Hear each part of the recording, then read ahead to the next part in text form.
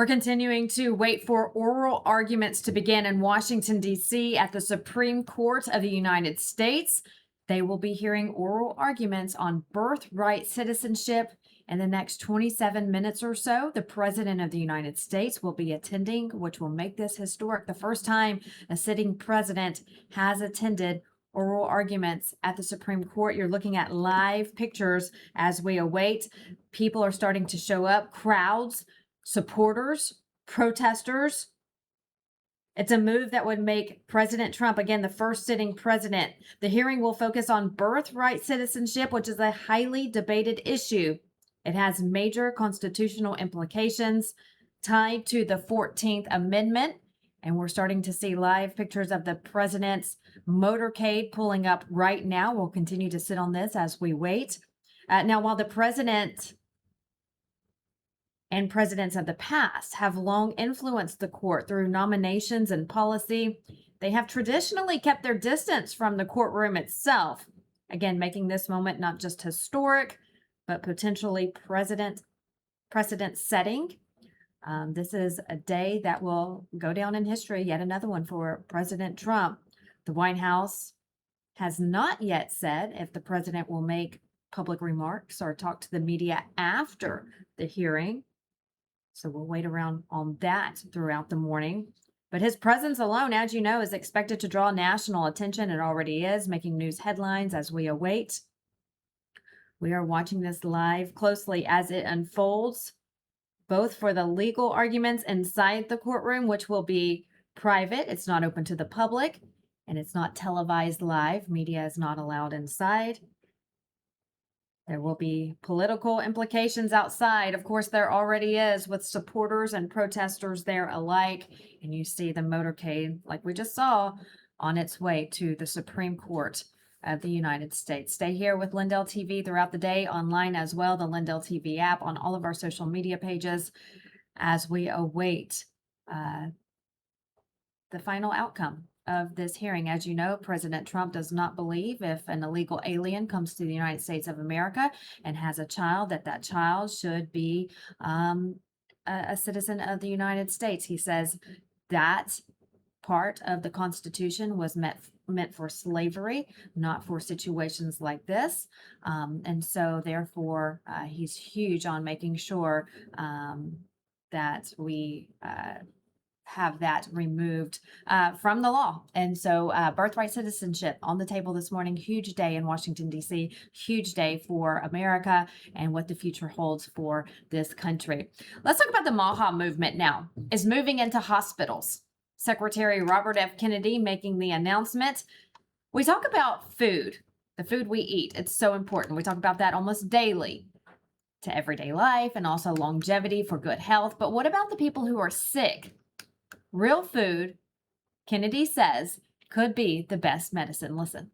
We have the best medical technology in the world. We have the best doctors. We have the finest hospitals in the world. But for some reason, for many years, they haven't recognized the most important tool of medicine today is good food. And we have a metabolic disease crisis now in this country that's costing us trillions of dollars a year. When my uncle was president, we spent zero on chronic disease. We now spend $4.3 trillion. The cost of treating chronic disease is rising at 2.5% per year, faster than the GDP. When I was a kid, the average pediatrician would see one case of juvenile diabetes over a 40 or 50-year career. Today, 38% of teens are diabetic or pre-diabetic. So 1 out of every 3 kids who walks through his office door. And this is not because Americans suddenly became indolent or greedy or hungry, or it's because we're mass poisoning them. And we're mass poisoning them with ultra-processed foods, with highly refined carbohydrates, with addictive chemicals, including sugar and sodium, and are put in our food to hijack our brains and make us insatiable. And we're giving that to people in hospitals, and there are study after study after study that shows when you give people good food, they recover faster. There's less readmissions. We're giving them food that is aggravating inflammation that is destroying their metabolic systems, that is badly disrupting their microbiomes and impeding their capacity to heal. And that should not be true in hospitals. We should be giving them real food and good food. Unbelievable. Hospitals will roll out a new menu, ditching sugary foods and adding more whole grains. I want to take you back live to Washington, D.C. You're looking at live pictures right now as the presidential motorcade starts making its way to the Supreme Court of the United States. A historic day, as we've been talking about, at the center of the hearing this morning in about 20 minutes. Birthright citizenship. It's a constitutional issue rooted in the 14th Amendment, which guarantees citizenship to all persons born or naturalized in the United States. That's according to the Constitution. President Trump says that was made for slaves and slavery, not meant for people coming into the country illegally, crossing our borders, having a child, and ensuring that that child remains here in America as a citizen. We saw that a lot with open borders, people bringing over their pregnant family members, having a child here illegally, and then wanting to claim that the child was a natural citizen of the United States of America.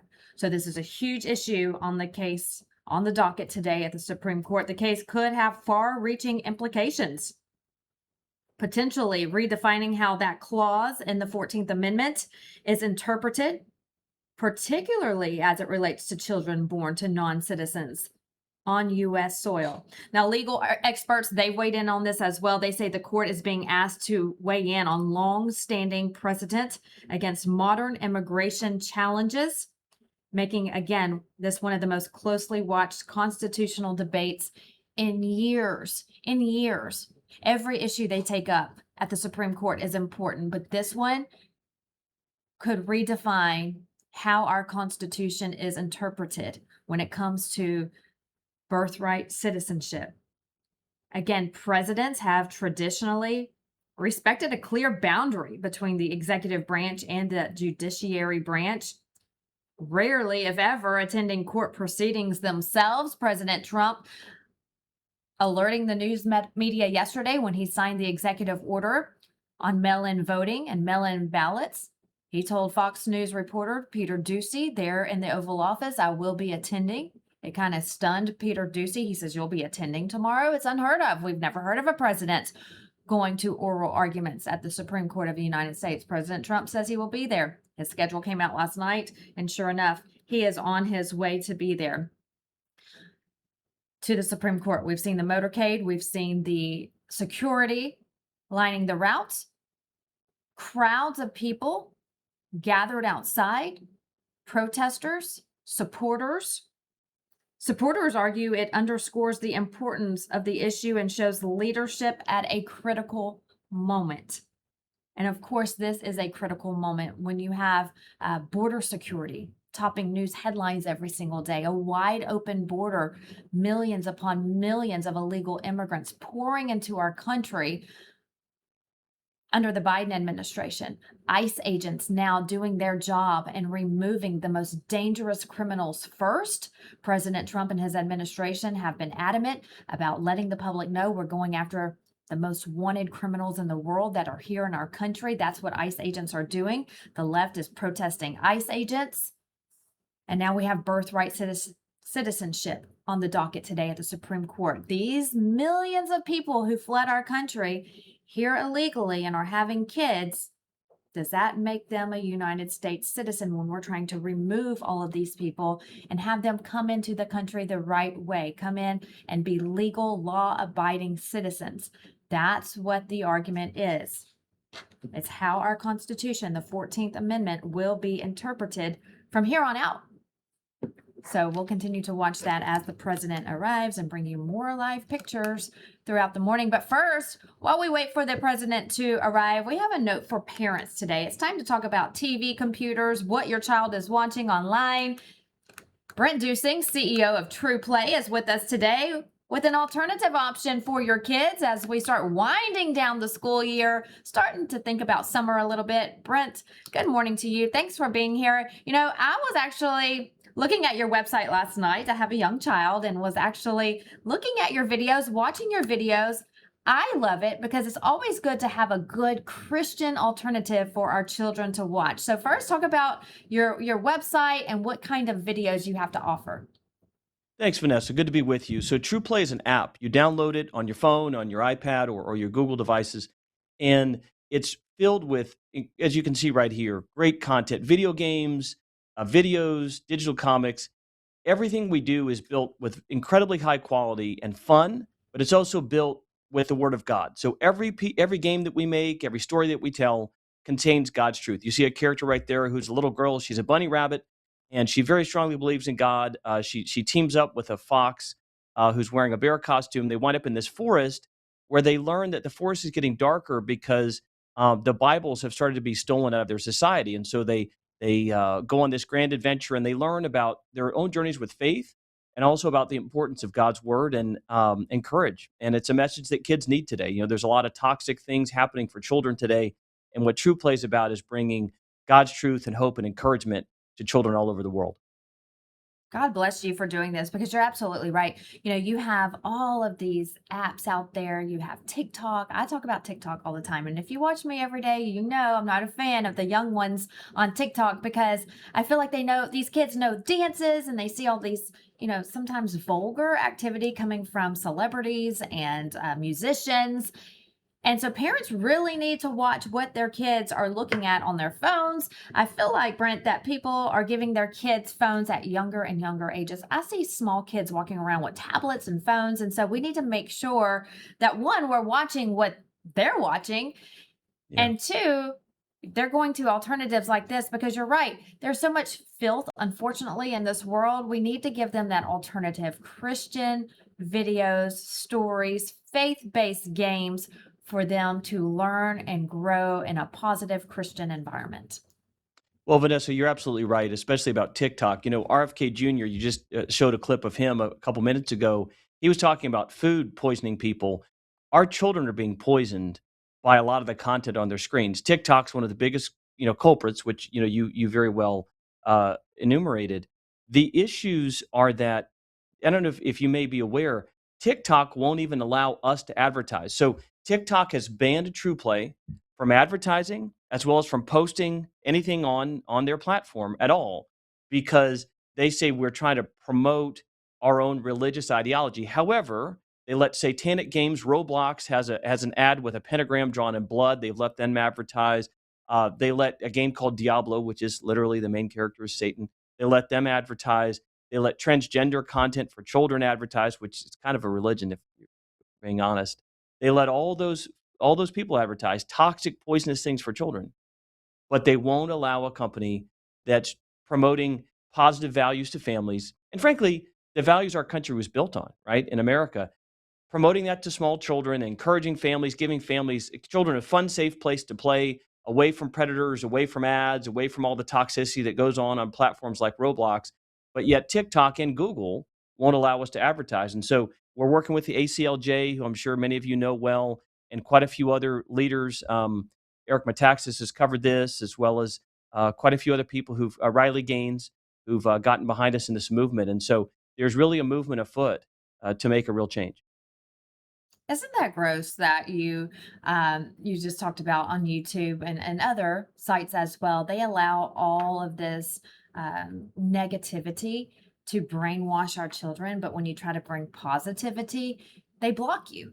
And we've seen Yeah. that a lot in the past. I believe it's gotten a little better from the news standpoint because I'm in the news and I've been, striked before for putting, natural remedies to cancer on my YouTube and websites, and they've taken it down. But all of the bad is allowed to stay up. And so that's why I love having you on today because we need to get the word out. There are so many good alternatives. We just have to go around those big websites and find them.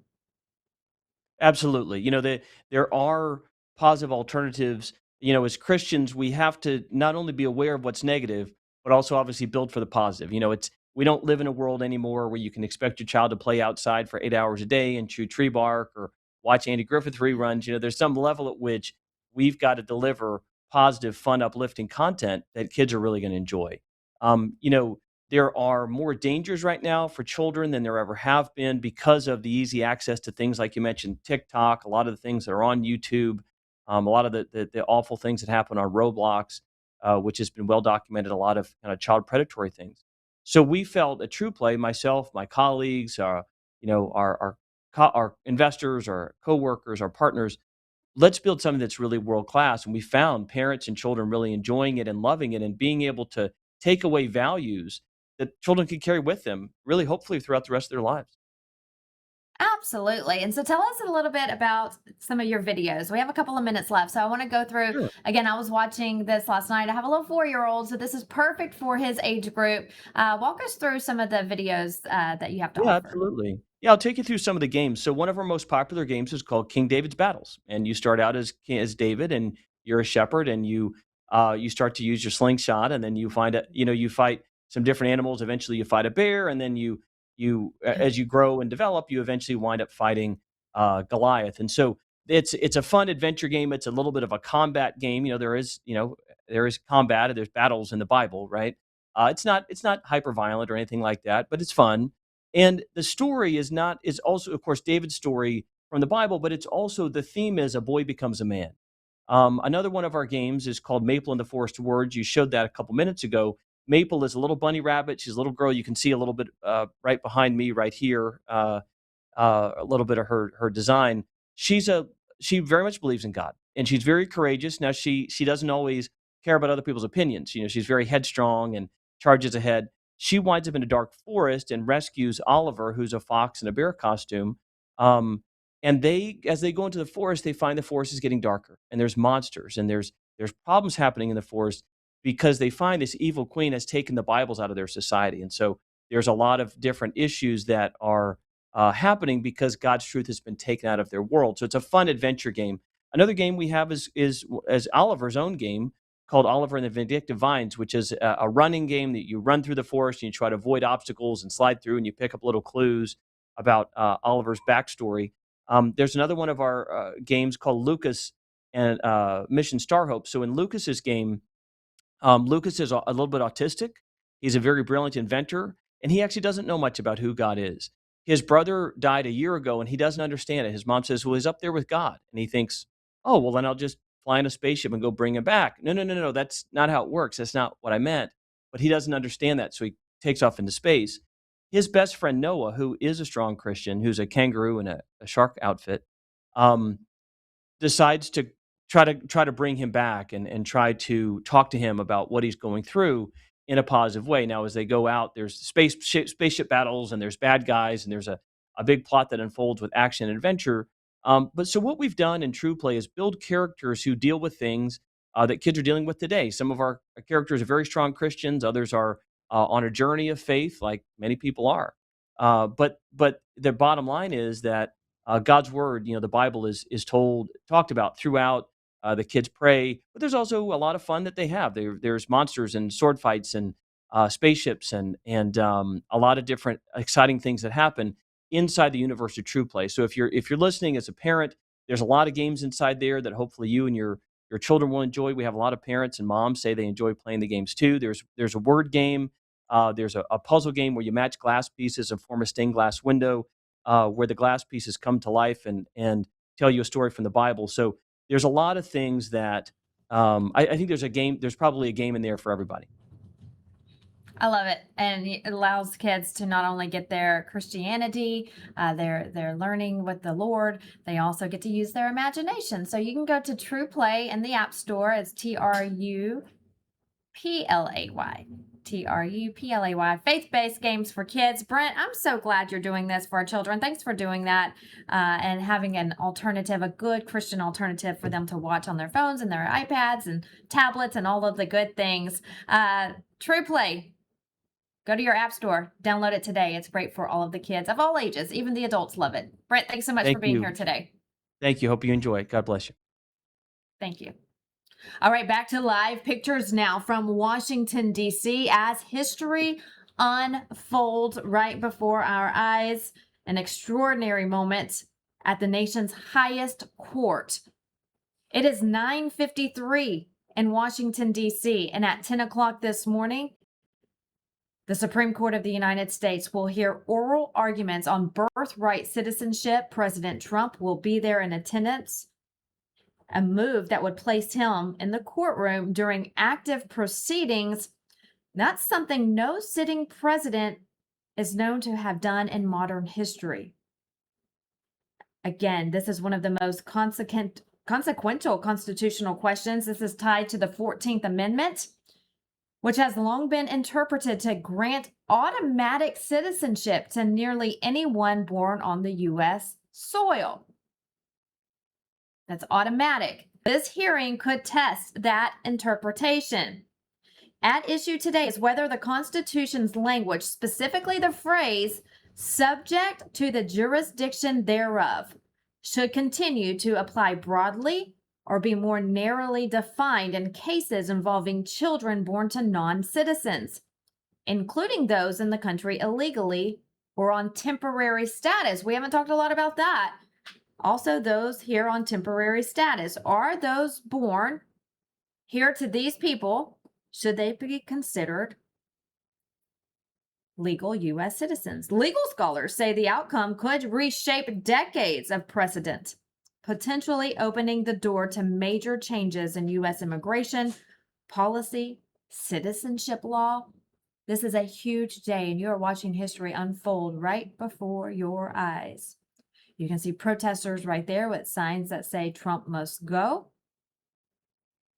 But on the other side, there's a lot of supporters as well.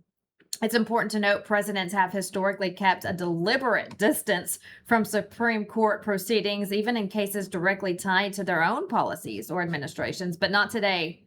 President Trump is arriving there at the Supreme Court of the United States in just about 5 minutes. Those hearings will begin. We've seen the motorcade on its way.